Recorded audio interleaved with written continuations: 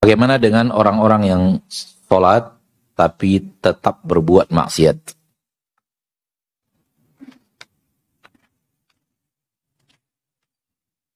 Ketika terwujud sesuatu yang berbeda dengan apa yang Allah katakan di dalam Al-Quran. Ambil kaidah ini, ketika terlihat sesuatu secara wujud zahir berbeda dengan apa yang ada di dalam Al-Quranul Karim. Nampak sesuatu beda dengan Al-Quran. Al-Quran begini mengatakan, di dalam Al-Quran Allah katakan begini, yang terlihat seperti ini. Paham? Pokoknya terlihat sesuatu, nampak oleh kita sesuatu berbeda dengan apa yang ada Allah katakan di dalam Al-Quran. Yang harus kita lakukan, salahkan sesuatu itu bukan Al-Quran. Salahkan sesuatu itu bukan Al-Quran. Ustadz, di dalam Al-Quran Allah mengatakan, Aqimis shalah, inna salata tanha 'anil fahsya'i wal munkar. Dirikan salat, karena salat menghalangi perbuatan keji dan mungkar. Buktinya Ustadz, enggak nih, dia salat tapi enggak juga berhenti dari perbuatan keji dan mungkar. Maksud antum apa ngomong gitu? Jadi Al-Quran salah gitu? Hah? Ini ada orang sholat tapi nggak berubah-ubah akhlaknya. Perbuatan keji dan mungkar nggak hilang-hilang. Padahal dia sholat. Ini gimana makna ayat kok bisa? Ada orang. Jangan ayatnya yang disalahkan. Kalau begitu berarti antum suudzonnya kepada ayat. Harusnya terbalik. Ustadz, ada apa pada seseorang?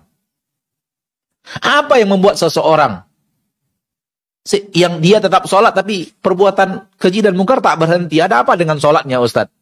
Padahal Allah pasti mengatakan seperti ini dan itu pasti. Namun ada orang seperti ini, ada apa dengan dia sebenarnya Ustadz? Salahkan orang itu. Jangan terbalik. Begitu terlihat realita, kemudian Al-Quran yang disalahkan.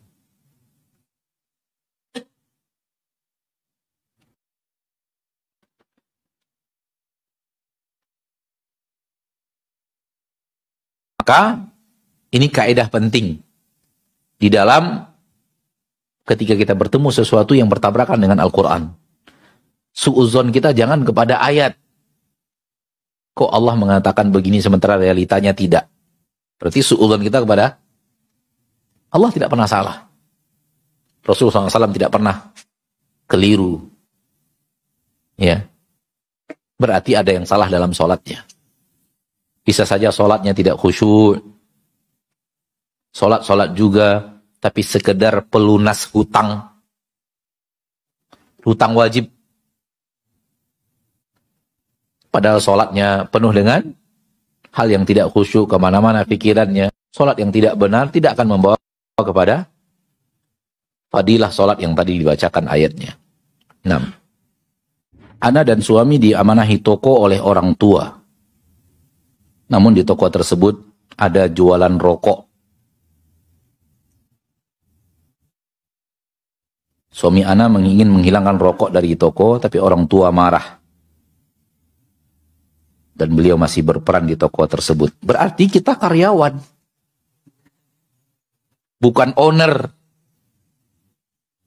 Diamanahi untuk mengelola, lalu kemudian dapat ma'isyah dari situ, berarti kita adalah karyawan. Karyawan dari orang tua kita. Pemiliknya adalah orang tua kita. Kita hanya karyawan. Statusnya hanya karyawan. Kalau begitu, tentukan gaji. Boleh kita tentukan gaji. Berapa gaji saya? Karena kita karyawan.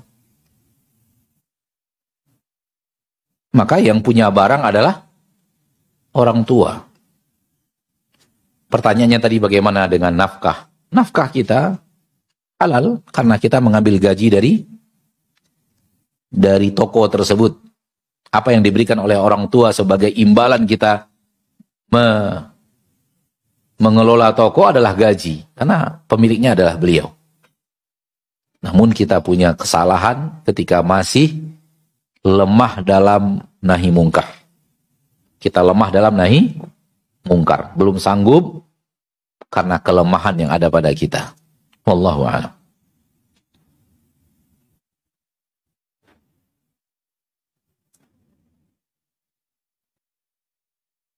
Bagaimana bila kita rajin membaca Al-Quran namun tidak rajin membaca artinya?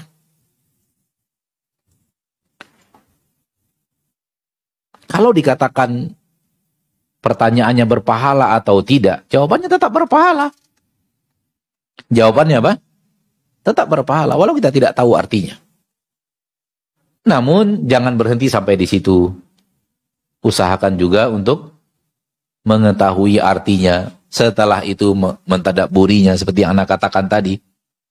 Kenapa kita mendengar ulama-ulama terdahulu bisa sholat panjang? Karena mereka menikmati tadabbur Al-Quran, menikmati arti Al-Quran. Mereka membacanya dengan penghayatan. Dan orang yang membacanya dengan penghayatan, nikmat. Nikmat. Tidak hanya dengan zahir ayatnya, huruf-hurufnya. Kalau hanya zahir hurufnya, maka kurang kenikmatan sholat, sehingga sulit untuk panjang. Kenapa orang bisa panjang? Karena itu. Dia menikmati bacaan sholatnya, arti, kandungan maknanya. Dan orang yang sholat dengan menikmati tadabbur Al-Quran, dia benar-benar dapat nasihat dari Allah melalui bacaan yang dia baca. Jadi lisannya mengeluarkan bacaan, namun ketika bacaan itu terdengar, bacaan itu balik untuk menasihati dirinya. Sehingga terjadi kenikmatan. Atau ketika dia jadi makmum, dia dengarkan suara imam plus nasihat-nasihat Allah yang keluar kepada dirinya melalui suara imam itu. Sehingga dia merasakan nikmatnya sholat. Bisa panjang sholatnya. Maka di kaum yang tidak mengerti bacaan Al-Quran, biasanya malas sholat panjang. Kenapa? Karena dia hanya mendengar huruf. Mendengar huruf. Qaf, dal, zal, dzal, dan semacamnya. Nah, maka kalau yang ditanyakan pahala, pahala. Rasulullah SAW ketika mengatakan setiap orang membaca Al-Quran satu huruf, Allah berikan 10. Rasul mengatakan, la aqulu alif lam mim harf, walakin alif harf, wa lam harf, wa mim harf. Saya tidak mengatakan alif lam mim itu satu huruf. Namun alif lam mim saja, alif satu huruf, lam satu huruf, mim satu huruf. Pertanyaannya, siapa yang tahu arti alif lam mim? Tidak ada yang tahu. Berarti ketika kita membaca, tak tahu artinya, dapat pahala? Dapat. Dan ini hikmah kenapa Nabi mengatakan alif lam mim. Tidak tahu artinya kita. Kita tidak tahu artinya. Para ulama mentafsirkan alif lam mim, semuanya ini huruf Allah yang tahu artinya. Karena dia adalah huruf-huruf saja. Allah yang tahu artinya, maknanya.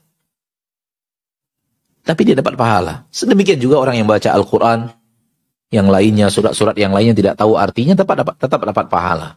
Namun, jangan berhenti sampai di situ. Wallahu a'lam.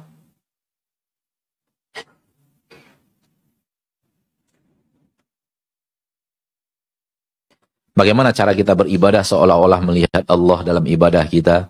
Apakah kita membayang-bayangkan zat Allah dekat dengan kita? Ini adalah keadaan hati di saat iman sangat kuat. Di saat iman sangat kuat. Dan dia tidak dibayang-bayangkan.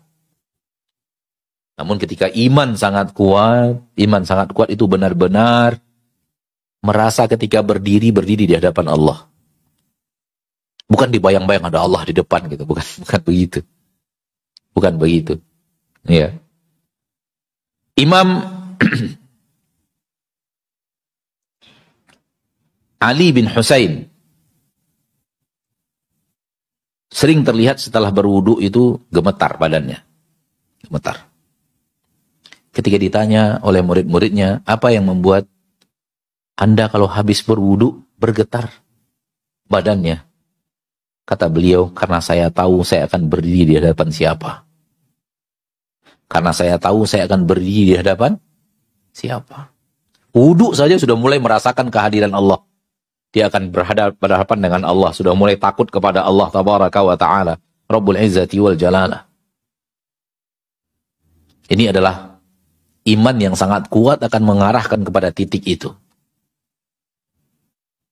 Ya. Jadi bukan dibayang-bayangkan Allah ada Allah di depan saya ini. Enggak begitu. Tapi ini betul-betul murni kekuatan iman. Ketika iman itu sudah terlatih, sudah bagus, maka seseorang ya, dia berjalan ke masjid, terlihat, terbayang, hatinya terasa Allah mengawasinya. Ketika dia berbicara, hatinya Allah mengawasinya, sehingga dia tidak berani berbicara yang buruk. Ketika dia melakukan suatu kegiatan, dia terasa pengawasan Allah, sehingga tak akan melakukan hal yang buruk, walau tak ada yang lihat. Ini masih level nomor 2. Level di atasnya berbuat seolah-olah dia di hadapan Allah subhanahu wa ta'ala dan melihat Allah. Maka bagi kita yang belum sampai kepada level itu, sulit untuk membicarakannya. Sulit untuk membicarakannya. Wallahu a'lam. Pertanyaan terakhir tentang 10 pertama bulan Zulhijjah, amalan apa saja? Seluruh amal saleh. Seluruh amal saleh. Karena di dalam hadis yang mulia itu Nabi SAW mengatakan tidak ada amal saleh yang lebih dicintai Allah. Berarti seluruh amal saleh, apapun amal saleh, maka dia adalah amalan di bulan Zulhijjah, 10 hari pertama bulan Zulhijjah. Apapun itu. Terkhusus zikir lisan. Terkhusus takbir tahmid. Ini adalah amal khusus di bulan, di hari 10 hari. Namun pada dasarnya semua amal saleh. Semua amal saleh. Wallahu ta'ala alam. Baik, ma'asyarul muslimin, ma'asyarul muslimat, sampai di sini pertemuan kita pada kesempatan yang berbahagia ini. Semoga Allah tabaraka wa ta'ala Rabbul Izzati wal Jalalah menjadikan kita hamba-hamba yang berusaha untuk mempertahankan iman kita dari kekurangan dan berusaha untuk menjaganya dan merawatnya agar tetap bersih, agar tetap kuat, agar tetap menjadi sesuatu yang membuat kita dekat dengan Allah tabaraka wa ta'ala Rabbul Izzati wal Jalalah, dan semoga Allah berikan kepada kita taufik untuk melakukan itu. Amin ya rabbal alamin. Kita tutup dengan doa kafaratul majlis. Subhanakallahumma wa bihamdika asyhadu an la ilaha illa anta astaghfiruka wa atubu ilaik.